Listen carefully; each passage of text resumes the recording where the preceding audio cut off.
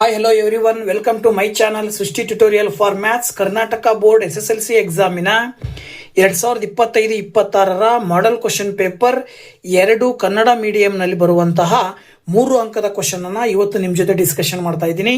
So ಬನ್ನಿ class ಶುರು ಮಾಡೋಣ.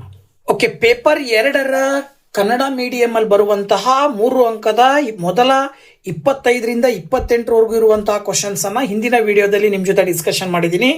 ಸೊ ದಯವಿಟ್ಟು ಯಾರು ಆ ವಿಡಿಯೋ ನೋಡಿಲ್ವೋ ದಯವಿಟ್ಟು ವಿಡಿಯೋ ನೋಡಿ ಅಂತ ಹೇಳ್ತಾ ಮುಂದುವರಿದು 29ನೇ ಕ್ವಶನ್ 3 ಅಂಕದ್ದು ಏನ್ ಕೊಟ್ಟಿದ್ದಾರೆ ಅಂತಕ್ಕಂಥದ್ದನ್ನ ನೋಡೋದಾದ್ರೆ, ಈ ಕೆಳಗಿನ ದತ್ತಾಂಶಗಳಿಗೆ ಬಹುಲಕವನ್ನು ಕಂಡುಹಿಡಿಯಿರಿ ಅಂತ ಕೊಟ್ಟಿದ್ದಾರೆ. ಸೊ ಈ ದತ್ತಾಂಶದ ಬಹುಲಕವನ್ನ ಕಂಡುಹಿಡಿಬೇಕು. ಆವೃತ್ತಿ ವಿತರಣಾ ಪಟ್ಟಿಯನ್ನ ಕೊಟ್ಟಿದ್ದಾರೆ, ವರ್ಗಾಂತರ ಇದೆ ಮತ್ತು ಆವೃತ್ತಿಯನ್ನ ಗಿವನ್ ಕೊಟ್ಟಿರ್ತಕ್ಕಂಥದ್ದನ್ನ ನಾವು ನೋಡ್ತಾ ಇದ್ದೀವಿ. ಸೊ ನೋಡಿ, ಕೊಟ್ಟಿರುವಂತಹ ಆವೃತ್ತಿ ವಿತರಣಾ ಪಟ್ಟಿಯ ವರ್ಗಾಂತರ ಮತ್ತು ಆವೃತ್ತಿಗಳನ್ನ ಬರ್ಕೊಂಡ ನಂತರದಲ್ಲಿ ಮೊದಲು ಮಾಡಬೇಕಾಗಿರೋ ಕೆಲಸ, ನಾವು ಬಹುಲಕ ಕಂಡುಹಿಡಿಬೇಕು ಅಂತ ಹೇಳಿದ್ರೆ ಮೊದಲನೆಯದಾಗಿ ಬಹುಲಕದ ವರ್ಗಾಂತರವನ್ನ ತಗೊಳ್ಬೇಕಾಗತ್ತೆ. ನಾವು ಊಹೆ ಮಾಡ್ಕೊಳ್ಬೇಕು. ಹಾಗೆ ಬಹುಲಕ ಎಷ್ಟು ಬರಬಹುದು ಅನ್ನೋದ್ರ ಆಧಾರದ ಮೇಲೆ ವರ್ಗಾಂತರವನ್ನು ಆಯ್ಕೆ ಮಾಡ್ಕೊಳ್ತೀವಿ. ಈ ಬಹುಲಕದ ವರ್ಗಾಂತರವನ್ನು ಆಯ್ಕೆ ಮಾಡ್ಕೊಳ್ಳಿಕ್ಕೆ ನಮಗೆ ಒಂದು ನಿಯಮ ಇದೆ. ಏನಪ್ಪಾ ಅಂದ್ರೆ, ಆವೃತ್ತಿಯನ್ನ ನೀವು ಅಬ್ಸರ್ವ್ ಮಾಡಿ, ಕೊಟ್ಟಿರುವ ಆವೃತ್ತಿಯಲ್ಲಿ ಹೆಚ್ಚಿನ ಆವೃತ್ತಿಯನ್ನ ಯಾವ್ದು ಹೊಂದಿರುತ್ತೋ. ಸೊ ಇಲ್ಲಿ ಹೆಚ್ಚಿನ ಆವೃತ್ತಿಯನ್ನ ಯಾವ್ದು ಹೊಂದಿರುತ್ತೆ ಅಂದ್ರೆ 12 ಇದೆಯಲ್ಲ, ಇದು ಹೆಚ್ಚಿನ ಆವೃತ್ತಿ. ಯಾವ ಒಂದು ವರ್ಗಾಂತರ ಹೆಚ್ಚಿನ ಆವೃತ್ತಿಯನ್ನ ಹೊಂದಿರುತ್ತೋ ಅವು ಒಂದು ವರ್ಗಾಂತರವನ್ನ ನಾವು ಬಹುಲಕ ವರ್ಗಾಂತರ ಅಂತ ಕರಿತೀವಿ. ಅಂದ್ರೆ ನೀವು ಕಂಡುಹಿಡಿದ ನಂತರದಲ್ಲಿ ಉತ್ತರ ಈ ಒಂದು ವರ್ಗಾಂತರದ ಮಧ್ಯೆನೆ 30ರಿಂದ 40 ಮಧ್ಯೆ ಬರುತ್ತೆ, ಎಲ್ಲೋ ಒಂದು ಸಂಖ್ಯೆ ಬರುತ್ತೆ ಅಂತ ಅರ್ಥ. ಇದರ ಆಧಾರದ ಮೇಲೆ ಬಹುಲಕದ ವರ್ಗಾಂತರವನ್ನ ಮೊದಲು ಬರ್ಕೊಳ್ತೀರಾ. ಸೊ ಬಹುಲಕದ ವರ್ಗಾಂತರ 30ರಿಂದ 40 ಹೇಗೆ ಬರ್ಕೊಳ್ಳೋದು ಅಂತಕ್ಕಂಥದ್ದನ್ನ ತಿಳಿಸಿದ್ದೀನಿ. ಸೊ ಬರ್ಕೊಳ್ಬೇಕಾದ್ರೆ ಆವೃತ್ತಿಯಲ್ಲಿ ಹೆಚ್ಚಿನ ಆವೃತ್ತಿ ಹೊಂದಿರುವಂತಹ ವರ್ಗಾಂತರವನ್ನ ನಾವು ಬಹುಲಕದ ವರ್ಗಾಂತರ ಅಂತ ತಗೊಳ್ತೀವಿ. ಇನ್ನ ಬಹುಲಕವನ್ನ ಕಂಡುಹಿಡಿಯಲಿಕ್ಕೋಸ್ಕರ ಸೂತ್ರ ಇದೆ, L+F1 - F0 divided by 2 into F1 - F0 - F2 into H ಅಂತ ಕರಿತೀವಿ ನಾವು. ಈ ಸೂತ್ರದಲ್ಲಿ ಬರುವ ಈ ಪದಗಳು L, F1, F0, F2 ಅಂತಂದ್ರೆ ಏನೇನು ಅಂತ ತಗೊಳ್ಳೋದಾದ್ರೆ, L ಅಂತ ಹೇಳಿದ್ರೆ ಲೋಯರ್ ಲಿಮಿಟ್ ಅಂತ ಕರಿತೀವಿ, ಅಂದ್ರೆ ಕೆಳಮಿತಿ. ಬಹುಲಕದ ವರ್ಗಾಂತರವನ್ನ ನೀವೇನು ಆಯ್ಕೆ ಮಾಡಿರ್ತೀರಿ ಅದರ ಕೆಳಮಿತಿ 30, ಅದನ್ನ ನೀವು L ಅಂತ ತಗೊಳ್ಬೇಕು. ಇನ್ನ F1 ಅಂತ ಹೇಳಿದ್ರೆ ಬಹುಲಕದ ವರ್ಗಾಂತರವನ್ನ ನೀವೇನು ಆಯ್ಕೆ ಮಾಡಿರ್ತೀರಿ, ಆಯ್ಕೆ ಮಾಡಿರುವಂತಹ ಆವೃತ್ತಿಯನ್ನ, ಆಯ್ಕೆ ಮಾಡಿರುವ ವರ್ಗಾಂತರದ ಎದುರುಗಡೆ ಇರುವ ಆವೃತ್ತಿಯನ್ನ ನೀವು F1 ಅಂತ ತಗೊಳ್ತೀರಿ, ಅದು 12. ಇನ್ನು F0 ಅಂತ ಹೇಳಿದ್ರೆ ಆ ವರ್ಗಾಂತರದ ಹಿಂದಿನ ವರ್ಗಾಂತರದ ಆವೃತ್ತಿಯನ್ನ ನಾವೇನಂತ ತಗೊಳ್ತೀವಿ, F0 ಅಂತ ತಗೊಳ್ತೀವಿ. So F0 = 4. ಅದೇ ರೀತಿ F2 ಅಂತ ಹೇಳಿದ್ರೆ ಅದೇ ಬಹುಲಕದ ವರ್ಗಾಂತರದ ಮುಂದಿನ ವರ್ಗಾಂತರದ ಆವೃತ್ತಿಯನ್ನ ನಾವು F2 ಅಂತ ತಗೊಳ್ತೀವಿ. ಇನ್ನ H ಅಂತ ಹೇಳಿದ್ರೆ ಆ ಒಂದು ವರ್ಗಾಂತರದ ಗಾತ್ರ. ವರ್ಗಾಂತರದ ಗಾತ್ರ ಯಾವಾಗ ಸಿಗುತ್ತೆ ನಿಮಗೆ ಅಂದ್ರೆ, ಬಹುಮಿತಿ ಅಂದ್ರೆ ಮೇಲ್ಮಿತಿಯಲ್ಲಿ ಕೆಳಮಿತಿಯನ್ನ ಕಳೆದಾಗ ಸಿಗುತ್ತೆ. ಇಲ್ಲಿ ಮೇಲ್ಮಿತಿ 40, ಕೆಳಮಿತಿ 30 ಅಂದ್ರೆ 40ರಲ್ಲಿ 30 ಕಳೆದ್ರೆ 10 ಬರುತ್ತೆ. ಸೊ 10 ನೀವು H ಅಂತ ತಗೊಳ್ತೀರಿ. ಓಕೆನಾ? ಇದಿಷ್ಟು ಬೆಲೆಗಳನ್ನ ಸೂತ್ರಕ್ಕೆ ನೀವು ಹಾಕಿದಾಗ ಬಹುಲಕ L ಅಂದ್ರೆ 30 ಪ್ಲಸ್ F1 ಅಂತ ಹೇಳಿದ್ರೆ 12 ಮೈನಸ್ F0 ಅಂತ ಹೇಳಿದ್ರೆ 4 ಡಿವೈಡೆಡ್ ಬೈ 2 ಇಂಟು F1 ಅಂತ ಹೇಳಿದ್ರೆ 12 ಮೈನಸ್ 4 F0 ಅಂದ್ರೆ, ಹಾಗೇನೆ F2 ಅಂದ್ರೆ -3 ಇಂಟು H ಅಂತ ಹೇಳಿದ್ರೆ 10. ಸುಲಭ ರೂಪಕ್ಕೆ ತಂದಾಗ 30 ಪ್ಲಸ್ 12ರಲ್ಲಿ 4 ಕಳೆದ್ರೆ 8 ಬರುತ್ತೆ. 2 ಇಂಟು 12 ಮಾಡಿದ್ರೆ 24 ಬರುತ್ತೆ. -4ಕ್ಕೆ -3 ಕೂಡಿದ್ರೆ -7 ಬರುತ್ತೆ ಇಂಟು 10. ಓಕೆನಾ? ಇದಾದ ನಂತರ ನೋಡಿ, ಇಲ್ಲಿ 30 ಪ್ಲಸ್ 8 ಡಿವೈಡೆಡ್ ಬೈ 24ರಲ್ಲಿ ನೀವು 7 ಕಳೆದ್ರಿ ಅಂತ ಹೇಳಿದ್ರೆ ಏನ್ ಬರುತ್ತೆ, 17 ಬರುತ್ತೆ. ಓಕೆನಾ? ಇಂಟು 10. ಮುಂದಿನ ಹಂತ 30 ಪ್ಲಸ್ 8 ಇಂಟು 10 ಮಾಡಿದ್ರೆ 80 ಬರುತ್ತೆ, ಡಿವೈಡೆಡ್ ಬೈ 17 ಮಾಡ್ತೀರಾ. ಈಗ 17ರಿಂದ 80 ಭಾಗಾಕಾರ ಮಾಡಬೇಕು. ಸೊ 17ರಿಂದ 80 ಭಾಗಾಕಾರ ಮಾಡಿದ್ರೆ ಏನ್ ಬರುತ್ತೆ, 30 ಪ್ಲಸ್ 17ರಿಂದ 80 ಭಾಗಾಕಾರ ಮಾಡಿದ್ರೆ 4.7 ಸಮಥಿಂಗ್ ಬರುತ್ತೆ. ಇವೆರಡನ್ನ ಕೂಡಿದಾಗ 34.7 ಬರುತ್ತೆ. ಇದು ಬಹುಲಕ ಆಗಿರುತ್ತೆ. ಈ ಒಂದು ಆವೃತ್ತಿ ವಿತರಣಾ ಪಟ್ಟಿಯ ಬಹುಲಕ ಬಂದ್ಬಿಟ್ಟು 34.7 ಅಂತ ಹೇಳಿ ಹೇಳ್ತೀವಿ. ಓಕೆನಾ? ಇನ್ನು ಅದೇ 29ನೇ ಕ್ವಶನ್ ಆಪ್ಷನ್ ಕೊಟ್ಟಿದ್ದಾರೆ. ಮತ್ತೊಂದು ಪ್ರಶ್ನೆ ಅದೇ ಪಾಠದ ಮೇಲೆ, ಕೆಳಗಿನ ದತ್ತಾಂಶಗಳಿಗೆ ಮಧ್ಯಾಂಕವನ್ನು ಕಂಡುಹಿಡಿಯಿರಿ ಅಂತ ಕೊಟ್ಟಿದ್ದಾರೆ. ಸೊ ಈ ಒಂದು ಆವೃತ್ತಿ ವಿತರಣಾ ಪಟ್ಟಿಯ ಮಧ್ಯಾಂಕವನ್ನು ಕಂಡುಹಿಡಿಯಲಿಕ್ಕೂ ಕೂಡ ಸೂತ್ರ ಇದೆ. ಅದರ ಆಧಾರದ ಮೇಲೆ ಮಾಡೋದಾದ್ರೆ ನೋಡಿ, ಇಲ್ಲೂ ಕೂಡ ಮಧ್ಯಾಂಕವನ್ನು ಕಂಡುಹಿಡಿಬೇಕಾದಾಗ ಕೊಟ್ಟಿರುವ ವರ್ಗಾಂತರ ಮತ್ತು ಆವೃತ್ತಿಯ ಜೊತೆಗೆ ಇನ್ನೊಂದು ಪಟ್ಟಿಯನ್ನ ತಗೊಳ್ತೀವಿ. ಏನದು ಅಂದ್ರೆ ಸಂಚಿತ ಆವೃತ್ತಿ ಅಂತ ತಗೊಳ್ಬೇಕು. ಆ ಸಂಚಿತ ಆವೃತ್ತಿಯನ್ನ ನಾವೇ ಹಾಕೊಳ್ಬೇಕು. ಸಂಚಿತ ಆವೃತ್ತಿ ಹೇಗೆ ಹಾಕೊಳ್ತೀವಿ ಅಂದ್ರೆ, ಮೊದಲನೇ ವರ್ಗಾಂತರದ ಆವೃತ್ತಿಯನ್ನ ಮೊದಲು ಬರ್ಕೊಂಡು ಆ ಒಂದು ಆವೃತ್ತಿಗೆ ಎರಡನೇ ವರ್ಗಾಂತರದ ಆವೃತ್ತಿಯನ್ನ ಕೂಡಬೇಕು. 4ಕ್ಕೆ 5 ಕೂಡಿದ್ರೆ 9 ಬರುತ್ತೆ. ಆ 9 ಮೂರನೇ ವರ್ಗಾಂತರದ ಆವೃತ್ತಿಗೆ ಸೇರಿಸಿದಾಗ 19. ಹೀಗೆ 19ಕ್ಕೆ ಅದರ ಮುಂದಿನ ಆವೃತ್ತಿಯನ್ನ ಕೂಡಿದಾಗ 24, 24ಕ್ಕೆ ಮುಂದಿನ ಆವೃತ್ತಿಯನ್ನ ಕೂಡಿದ್ರೆ 30. ಇದು ಸಂಚಿತ ಆವೃತ್ತಿಯನ್ನ ಬರ್ಕೊಳ್ಬೇಕು. ಇದಾದ ನಂತರ ಆವೃತ್ತಿಯ ಒಟ್ಟು ಮೊತ್ತವನ್ನ n ಅಂತ ತಗೊಳ್ತೀವಿ. ಕೂಡಿದಾಗ 30 ಬರುತ್ತೆ. ಈ ಬಂದ n ಅನ್ನ ನಾವು ಅರ್ಧ ಭಾಗ ತಗೊಳ್ಬೇಕು. n ಅರ್ಧ ಅಂದ್ರೆ n divided by 2. n divided by 2 ಮಾಡಿದ್ರೆ 30ನ್ನ 2ರಿಂದ ಭಾಗಾಕಾರ ಮಾಡಿದ್ರೆ 15 ಬರುತ್ತೆ. ಇದನ್ನು ನಾವು ತಗೊಳ್ಳೋ ಉದ್ದೇಶ ತುಂಬಾ ಸುಲಭ. ಇಲ್ಲಿ ಹಿಂದಿನ ಲೆಕ್ಕದಲ್ಲಿ ಬಹುಲಕವನ್ನ ಹೆಂಗೆ ಅಂದಾಜು ಮಾಡಿದ್ವೋ, ಇಲ್ಲಿ ಮಧ್ಯಾಂಕದ ವರ್ಗಾಂತರವನ್ನು ಕೂಡ ಅಂದಾಜು ಮಾಡ್ಕೊಳ್ಬೇಕು. ಈ ಮಧ್ಯಾಂಕದ ವರ್ಗಾಂತರವನ್ನು ತಗೊಳ್ಬೇಕಾದ್ರೆ n ಡಿವೈಡೆಡ್ ಬೈ 2 ಮಾಡಿದಾಗ ಬಂದಂತಹ ಸಂಖ್ಯೆ ಸಂಚಿತ ಆವೃತ್ತಿ ಪಟ್ಟಿಯಲ್ಲಿ ಬರಬೇಕು, ಅಥವಾ ಅದರ ಮುಂದಿನ ಸಂಖ್ಯೆ, ನೆಕ್ಸ್ಟ್ ಬರುವ ಸಂಖ್ಯೆ, ಇದಕ್ಕಿಂತ ದೊಡ್ಡ ಸಂಖ್ಯೆ ಬರುವಂತದ್ದು ಯಾವುದು ಅಂತ ನೋಡಿದಾಗ 15 ಅಂತೂ ಇಲ್ಲ. ಹಾಗಿದ್ಮೇಲೆ 15ರ ಮುಂದಿನ ಸಂಖ್ಯೆ ಬಂದ್ಬಿಟ್ಟು 19 ಇದೆ. ಹಾಗಾಗಿ 19ನ್ನ ಸಂಚಿತ ಆವೃತ್ತಿ ಹೊಂದಿರುವಂತಹ ವರ್ಗಾಂತರ ಯಾವುದು? 25ರಿಂದ 30. ಸೊ ಈ 25ರಿಂದ 30ನ್ನ ನೀವು ಮಧ್ಯಾಂಕದ ವರ್ಗಾಂತರ ಅಂತೇಳಿ ಆಯ್ಕೆ ಮಾಡ್ತೀರಾ. ಯಾವಾಗ ಮಧ್ಯಾಂಕದ ವರ್ಗಾಂತರ ಅಂತ ಆಯ್ಕೆ ಮಾಡ್ತಿರೋ, ಇಲ್ಲೂ ಕೂಡ ಸೂತ್ರಕ್ಕೆ ಸಂಬಂಧಪಟ್ಟಿರುವ ಪದಗಳನ್ನ ಬರ್ಕೊಂಡಾಗ ಕೆಳಮಿತಿ, ಅದೇ ವರ್ಗಾಂತರದ ಮಧ್ಯಾಂಕದ ಕೆಳಮಿತಿ ಎಲ್ ಅಂತ ತಗೊಂತೀವಿ 25. ಆ ಒಂದು ವರ್ಗಾಂತರವನ್ನ ನೀವೇನು ಆಯ್ಕೆ ಮಾಡಿರ್ತೀರಿ ಆ ವರ್ಗಾಂತರದ ಆವೃತ್ತಿಯನ್ನ ಎಫ್ ಅಂತ ತಗೊಳ್ತೀರಿ. ಇನ್ನ ಸಂಚಿತ ಆವೃತ್ತಿ ಸಿ ಎಫ್ ಅಂತ ಹೇಳಿದ್ರೆ ನೀವು ತಗೊಂಡಂತ ವರ್ಗಾಂತರದ ಹಿಂದಿನ ಸಂಚಿತ ಆವೃತ್ತಿಯನ್ನು ಆಯ್ಕೆ ಮಾಡಬೇಕು. ಇದನ್ನ ಕನ್ಫ್ಯೂಸ್ ಮಾಡ್ಕೋಬೇಡಿ.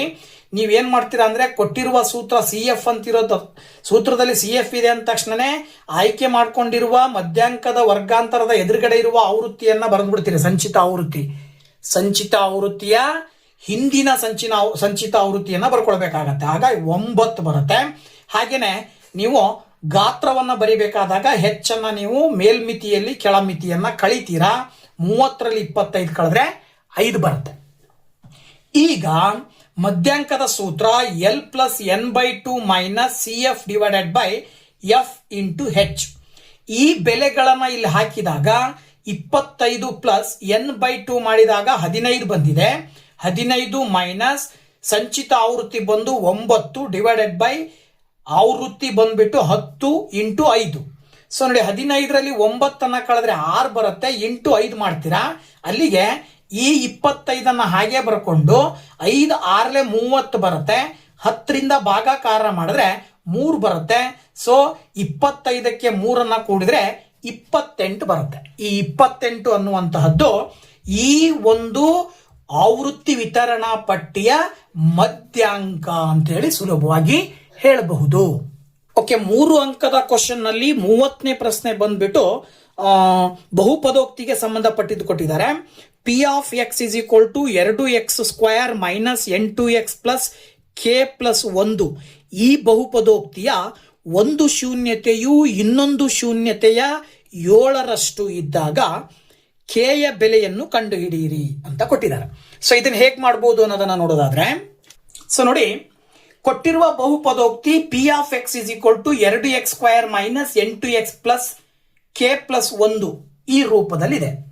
ಇದರಲ್ಲಿ ಅವ್ರು ಹೇಳೋ ಹಾಗೆ ಒಂದು ಶೂನ್ಯತೆಯನ್ನ ಆಲ್ಫಾ ಅಂತ ನಾವು ತಗೊಂಡ್ರೆ, ಇನ್ನೊಂದು ಶೂನ್ಯತೆಯನ್ನ ಬೀಟಾ ಅಂತ ತಗೊಂಡಾಗ ಅವ್ರು ಹೇಳಿರುವ ಸಮಸ್ಯೆ ಏನು ಅಂದ್ರೆ, ಒಂದು ಶೂನ್ಯತೆಯು ಇನ್ನೊಂದು ಶೂನ್ಯತೆಯ 7ರಷ್ಟಿರುತ್ತೆ ಅಂತ ಕೊಟ್ಟಿದ್ದಾರೆ. ಅಲ್ಲಿಗೆ beta is equal to, beta ಅನ್ನುವಂತಹದ್ದು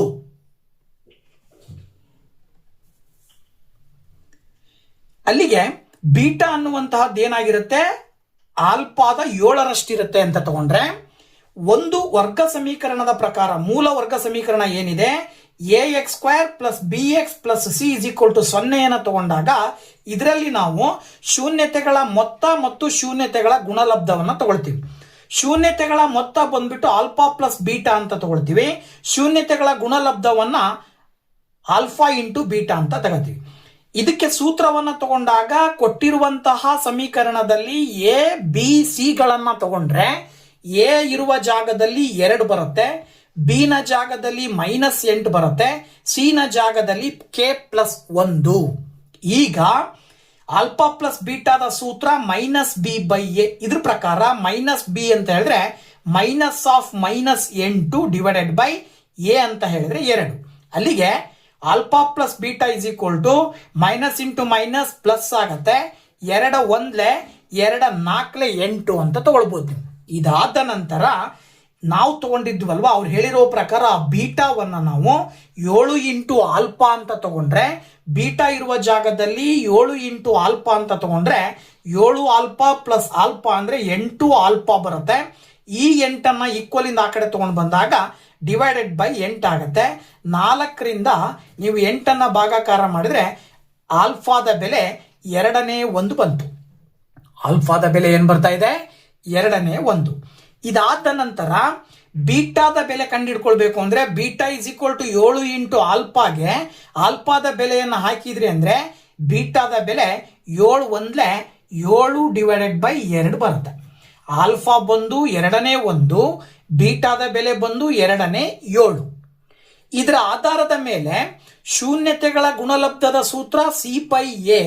c/a ಅಂತ ಹೇಳಿದ್ರೆ ಸಿ ಅಂದ್ರೆ k+1 ಡಿವೈಡೆಡ್ ಬೈ a ಅಂತ ಹೇಳಿದ್ರೆ 2. ಆಲ್ಫಾ ಇಂಟು ಬೀಟಾ ಅಂತ ಹೇಳಿದ್ರೆ ನಾವು ಕಂಡುಹಿಡಿದಂತಹ ಆಲ್ಫಾ ಮತ್ತು ಬೀಟಾದ ಬೆಲೆಗಳನ್ನ ಹಾಕಿದಾಗ 1/2 ಇಂಟು 7/2 ಬರುತ್ತೆ.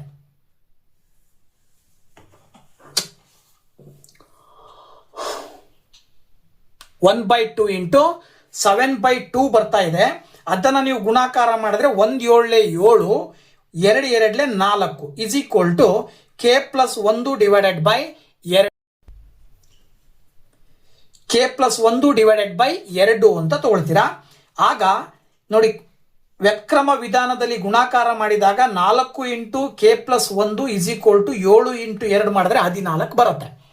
ಇದಾದ ನಂತರ k+1 = 14 ಡಿವೈಡೆಡ್ ಬೈ 4 ಮಾಡಿದ್ರೆ ಈಗ k +1 ಆ ಕಡೆ ಕಳಿಸಿದ್ರೆ -1 ಬರುತ್ತೆ. 4 ಮತ್ತು 1 ಛೇದದಲ್ಲಿರುವ 2 ನಂಬರ್ಗಳಿಗೆ ನೀವು ಲಾಸ ತಗೊಂಡ್ರೆ 4 ಬರುತ್ತೆ. 14 1 14 -4 1 4 ಮಾಡಿದ್ರೆ 14ರಲ್ಲಿ 4ಅನ್ನ ಕಳೆದ್ರೆ 10 ಡಿವೈಡೆಡ್ ಬೈ 4. ಇದನ್ನ ನೀವು ಸುಲಭ ರೂಪದಲ್ಲಿ ಬರೆದ್ರೆ 2 2 4 2 5 10. ಏನ್ ಬಂತು ಉತ್ತರ? 2ನೇ 5. ಈ 2ನೇ 5 ಅನ್ನುವಂತಹದ್ದು ಕೆ ನ ಬೆಲೆ ಆಗಿರುತ್ತೆ. ಕೆ ನ ಬೆಲೆ ಕಂಡಿಡಿರಿ ಅಂತ ಕೊಟ್ಟಿದ್ದಾರೆ. ಸೊ ನಮಗೆ ಕೆ ನ ಬೆಲೆ ಬಂದ್ಬಿಟ್ಟು 2ನೇ 5 ಸಿಗ್ತಾ ಇದೆ. ಓಕೆನಾ? ಹಾಗೆ 31ನೇ ಕ್ವಶನ್ ನೋಡೋದಾದ್ರೆ ಇದು ಕೂಡ ಪ್ರಮೇಯಕ್ಕೆ ಸಂಬಂಧಪಟ್ಟಿದ್ದು. ವೃತ್ತದ ಮೇಲಿನ ಪ್ರಮೇಯ. ವೃತ್ತದ ಮೇಲಿನ ಯಾವುದೇ ಬಿಂದುವಿನಲ್ಲಿ ಎಳೆದ ಸ್ಪರ್ಶಕವು ಸ್ಪರ್ಶ ಬಿಂದುವಿನಲ್ಲಿ ಎಳೆದ ತ್ರಿಜ್ಯಕ್ಕೆ ಲಂಬವಾಗಿರುತ್ತದೆ ಎಂದು ಸಾಧಿಸಿ. ವೃತ್ತಗಳು ಪಾಠದಲ್ಲಿ ಬರುವ ಮೊದಲನೇ ಪ್ರಮೇಯ. ಸೊ ಈ ಮೊದಲನೇ ಪ್ರಮೇಯವನ್ನ ನೀವು ಹೇಗೆ ಬರಿಬಹುದು ಅಂತ ನೋಡಿದ್ರೆ, ನೋಡಿ, ವೃತ್ತ, ಈ ಒಂದು ವೃತ್ತದ ಕೇಂದ್ರ O. ಓಕೆನಾ? ಈ ಒಂದು ಚಿತ್ರವನ್ನ ಬಿಡಿಸ್ಕೊಂಡ ನಂತರದಲ್ಲಿ XY ಅಂತಕ್ಕಂಥದ್ದು ಏನಾಗಿರುತ್ತೆ? ಸ್ಪರ್ಶಕ. ಪಿ ಬಿಂದುವಿನಲ್ಲಿ, ಪಿ ಒಂದು ಬಿಂದುವಿನಲ್ಲಿ ಏನಾಗಿದೆ? ಟಚ್ ಆಗಿದೆ, ಮೀಟ್ ಆಗಿ ಪಾಸ್ ಆಗಿರ್ತಕ್ಕಂಥ ಒಂದು ಸ್ಪರ್ಶಕ.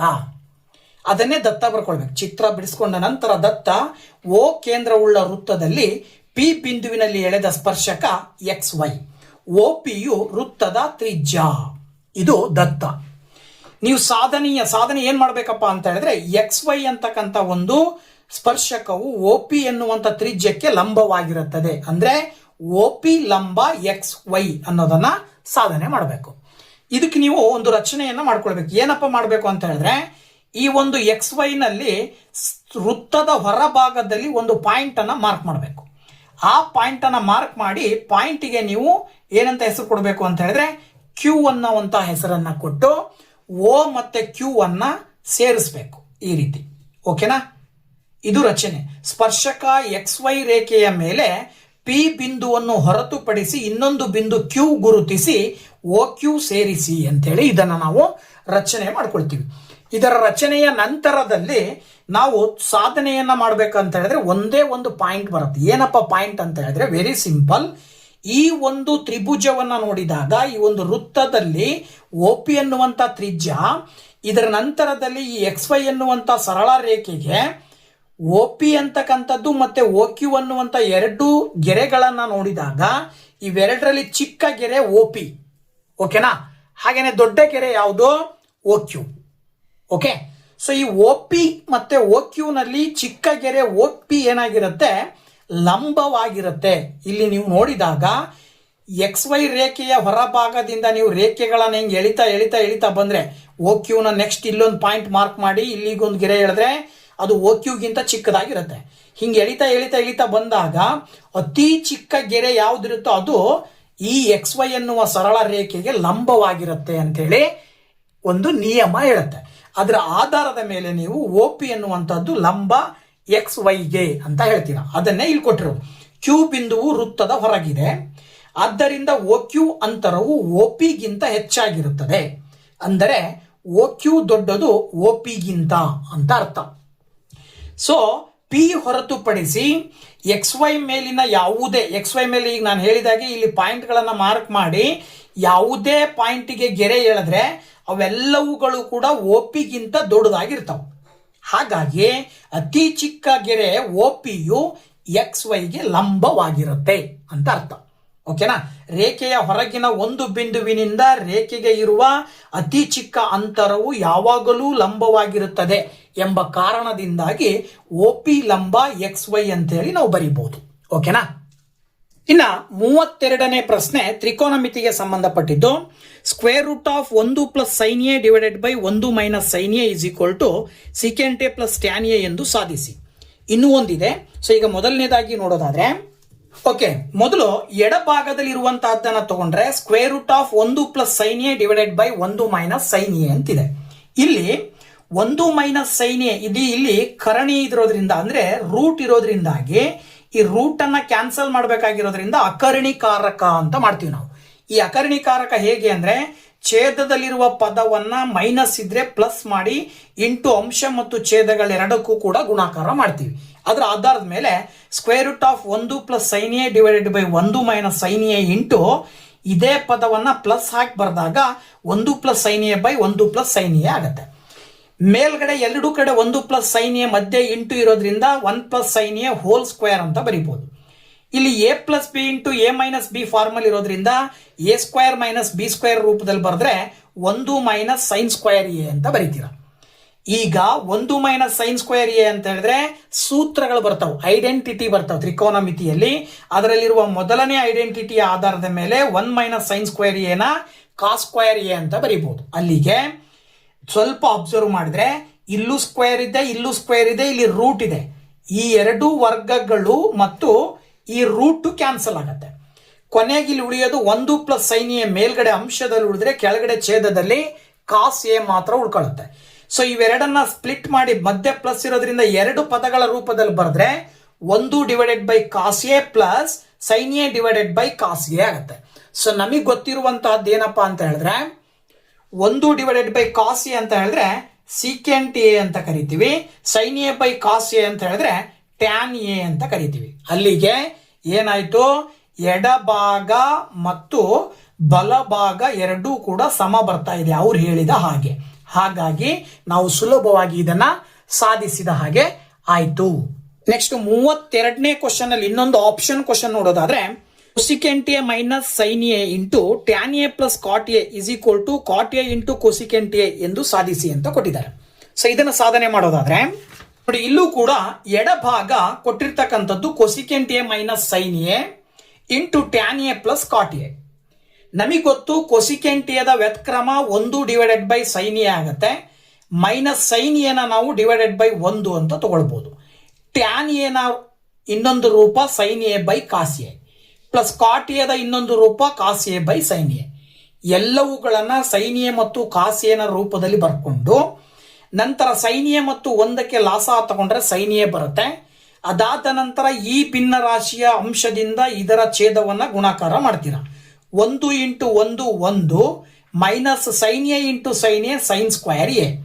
ಹಾಗೆ ಇಲ್ಲೂ ಕೂಡ cos A into sine A ಲಾಸ ಬರುತ್ತೆ. Sine A into sine A sine square A plus cos A into cos A cos square A. ಸೂತ್ರದ ಆಧಾರದ ಮೇಲೆ 1 ಮೈನಸ್ ಸೈನ್ ಸ್ಕ್ವೇರ್ ಎ ನ ಕಾಸ್ ಸ್ಕ್ವೇರ್ ಎ ಅಂತ ಬರೀಬಹುದು ಡಿವೈಡೆಡ್ ಬೈ ಸೈನ್ ಎ. ಇಲ್ಲೂ ಕೂಡ ಸೂತ್ರದ ಆಧಾರದ ಮೇಲೆ sine square A plus cos square A ಅಂದ್ರೆ 1 ಅಂತ ಬರಿತೀವಿ divided by cos A into sine A. ಇಲ್ಲಿ 2 ಕಾಸ್ ಇರೋದ್ರಿಂದ 1 ಕಾಸ್ ಎ ಇಲ್ಲಿರುವ ಕಾಸ್ ಎ ಕ್ಯಾನ್ಸಲ್ ಆಗುತ್ತೆ. ಈಗ ಇಲ್ಲಿ 1 ಕಾಸ್ ಎ ಉಳಿತು divided by sine A into ಇಲ್ಲಿ 1 by sine A. Cos A by sine A ಅಂತ ಹೇಳಿದ್ರೆ ಏನೋ cot A into 1 divided by sine A. ಇದರ ವ್ಯತ್ಕ್ರಮ ಯಾವ್ದು ಬರುತ್ತೆ ಅಂದ್ರೆ ಕೋಸಿಕೆಂಟ್ ಎ ಬರುತ್ತೆ.